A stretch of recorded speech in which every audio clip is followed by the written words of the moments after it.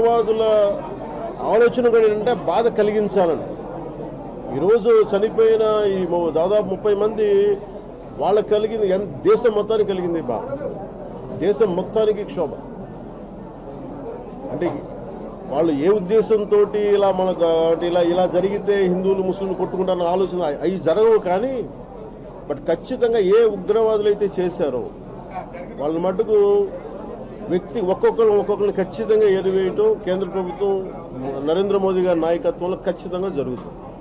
అలాగే దీని వెనక ఎవరున్నా కానీ ఏ స్థాయి వ్యక్తులు, దేశాలు కావచ్చు, పాకిస్తాన్ లాంటి దేశం కావచ్చు, ఎవరున్నా కానీ చాలా ఖచ్చితమైన చర్యలు ఉంటాయనేది ప్రధానమంత్రి గారు మనందరికీ మధ్యాహ్నం కూడా తెలియజేశారు.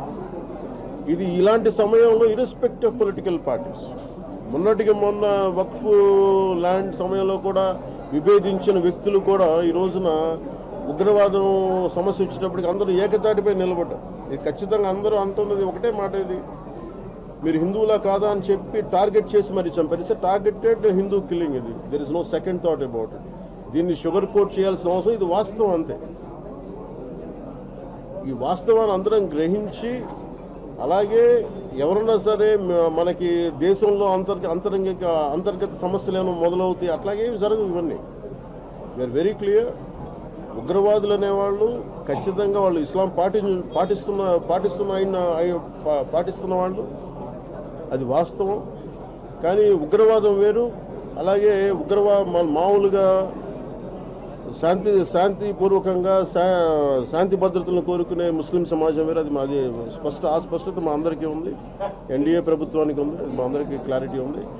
కానీ ఉగ్రవాదులు మన కశ్మీర్లో చేసింది మటుకు హిందువుల్ని గతంలో కశ్మీరీ పండిట్స్ని 3 లక్షల మంది కశ్మీరీ పండిట్స్ని ఎలా టార్గెట్ చేసి కొన్ని శతాబ్దాలుగా అక్కడే పుట్టి పెరిగి సాటి ముస్లింలతోటి పుట్టి పెరిగి అలాగే ఉంటారు. అక్కడ మీరు వెళ్ళి చూస్తే కశ్మీరీ పండిట్కిను కశ్మీరీ ముస్లింకి తేడా ఉండదు, అందరూ ఒకటే జీన్, కాదు ఇద్దరు మతాలు వేరంతే.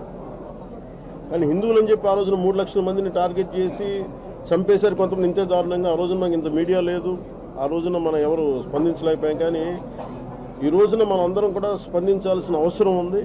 దీన్ని అందరికీ మాట్లాడుతున్న మీరు ఇలాంటి సమయంలో చాలామంది ఉగ్రవాదుల గురించి నేను ఎందుకు 3 రోజులు నేను పార్టీ నాయకులందరికీ కూడా, మా ఎమ్మెల్యేస్ అందరికీ కూడా ఎందుకు మీరు హాఫ్ మ్యాచ్ ఎందుకు చేయమన్నానంటే, ఇది రిపీటెడ్ గొడవ. ఎక్కడో మన ఉత్తరాదిలో జరిగింది, కశ్మీర్లో జరిగింది, మనకు సంబంధం లేదంటే ఒక బాంబు బ్లాస్ట్ అయినా, లేదంటే మీకు అక్కడ కశ్మీర్లో ఒక తూటా పేలినా, ఒక సరిహద్దులో గొడవ జరిగినా భారతదేశం మొత్తం ఆ ప్రకంపనలు వినిపిస్తాయి. ఈ రోజున అక్కడ చంపితే ఒక 26-30 మంది చంపారు, మనకు సంబంధం లేదు అనుకోవడానికి లేదు. ఈ రోజున చంద్రమౌళి గారు, వైజాగ్లో చంద్రమౌళి గారు చనిపోయారు, ఆయన భార్య ముందు చంపేశారు. అలాగే ఇప్పుడు చూస్తే మధుసూదన్ గారి మొత్తం భార్య, బిడ్డలు, 2 ఆడబిడ్డ, మగబిడ్డ, 3 ముందు చంపేశారు. సో దీనికి అక్కడ జరిగింది, ఇక్కడ మనకు స్పందన లేదు, ఇది మనకు సంబంధం లేదు అనుకోండి. ఇది మనకు సంబంధం, దాని ఉద్దేశంతో నేను 3 రోజులు ఇది హాఫ్ మ్యాచ్ చేయమని చెప్పాను. సగం జెండాని మీరు చేసి ఇది మన సంతాపం తెలియాల్సిన అవసరం. ఆ రోజున నేను ప్రతిపాదన నేను నాయకులకు చెప్పినప్పుడు, ఆ రోజున మన ఆంధ్ర రాష్ట్రంలో ఉన్నారన్న వ్యక్తులు కూడా నాకు తెలియదు.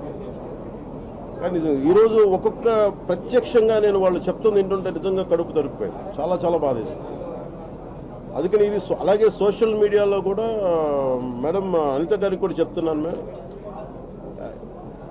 నా రిక్వెస్ట్ కూడా ఏంటంటే, ఎనీ యాంటీ నేషనల్ స్థానికంగా ఉన్న సోషల్ మీడియాలో కూడా ఎవరన్నా సరే ఇష్టారాజ్యంగా మాట్లాడినా, భారతదేశ సార్వభౌమత్వానికి కానీ, భారతదేశ సమగ్రతకు కానీ, భారతదేశానికి సంబంధించిన అంతర్గత విషయాల మీద పిచ్చి కామెంట్లు చేసిన, సోషల్ మీడియా కామెంట్లు చేసిన చాలా స్టర్న్ యాక్షన్ తీసుకోవాలని హోంమంత్రి గారిని, అనిత గారికి నేను తెలియజేసుకుంటాను.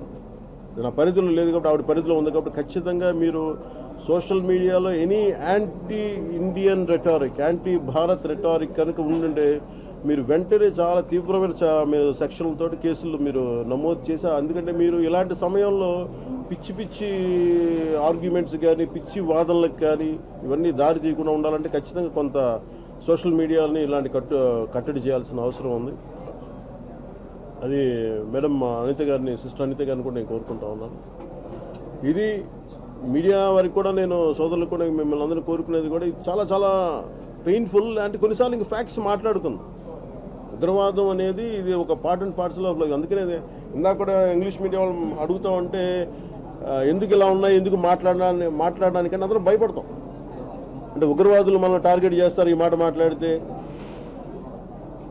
ముందు నేను హాఫ్ మ్యాచ్ చేయమనగానే మనకి ఒకళ్ళిద్దరు ఎందుకు ఇవన్నీ మన సంబంధం లేదు కదా అని చెప్పాను. ఇది వన్స్ నేను ఒక పార్టీ పెట్టినప్పుడు and respecting Indian constitution, I think it is our responsible no matter where it happens. ఎక్కడ జరిగినా కానీ స్పందించాల్సిన అవసరం ఉంది. అంతేగాని ఇది మన వాళ్ళు ఉన్నారా లేదా అని కాదనేది. ఎందుకంటే మనకి జాతీయ భావం, జాతీయ దృష్టి కోణం ఉండాలి ఖచ్చితంగా. దాంట్లో భాగంగానే నేను దీన్ని ముందుకు తీసుకెళ్ళాను. రేపటితోటి 3 రోజులు అవుతాయి. కానీ పోయిన నష్టం, పోయిన ప్రాణాలు తిరిగి రావు. కానీ భవిష్యత్తులో ఇలాంటి దాడులు జరగకుండా, అలాగే ఇలాంటి సంఘటనలు పునరావృతం కాకుండా మటుకు కేంద్ర ప్రభుత్వం చాలా బలమైన చర్యలు తీసుకుంటుందని నేను గాఢంగా విశ్వసిస్తున్నాను. ఎందుకంటే ఇది మీరు స్టేట్ కంట్రోల్లోకి వెళ్ళినంత కాలం కాశ్మీర్లో ఇలాంటి సంఘటనలు జరగలేదు. స్టేట్ కంట్రోల్ ఎలక్షన్ జరగగానే అడుగుతుంటే ఎందుకు ఆ పర్టికులర్ ఏరియాలో ఎవరు లేరంటే అది స్టేట్ కంట్రోల్ కింద వస్తున్నది వాళ్ళు చెప్పారని, లోకల్స్ చెప్పారని చెప్పి బాధితులు చెప్తా ఉన్నారు, బాధితుల కుటుంబాలు. సో ఇవన్నీ ప్రత్యేకత వాళ్ళు చెప్పిన మాట చెప్తాను. ఇది కొంచెం క్రాస్ చెక్ చేసుకోండి మీరు కూడా. కానీ చాలా చాలా చాలా బాధ అనిపించింది అది. ఎందుకంటే కొన్నిసార్లు ఇంకా ఇది దేశ సమగ్రతకు సంబంధించిన విషయం, ఇది దేశ భవిష్యత్తుకు సంబంధించిన విషయం. అందుకని కూర్చోబెట్టి very targeted Hindus were killed in Kashmir. It's quite painful.